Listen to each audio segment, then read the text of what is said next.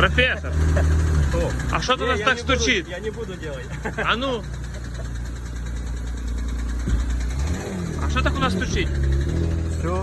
Це, мабуть, гідрокомпенсатори. О, не прокачався. Не прокачалися. А ну-ка.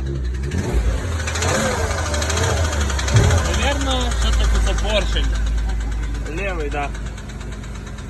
Задіри! А ну крий. Та ні, це цепок, це поршень стучить.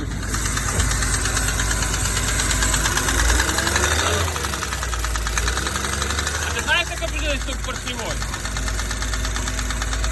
От давай газу, зараз буде пропадати. А скидай. От що виправляє.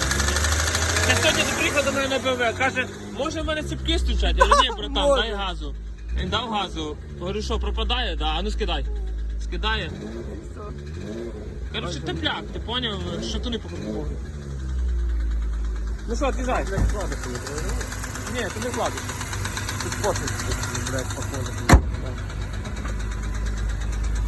Він так проїхав 1200 кілометрів. Та порцію все одно він може стучати ще і, повір, полгода так.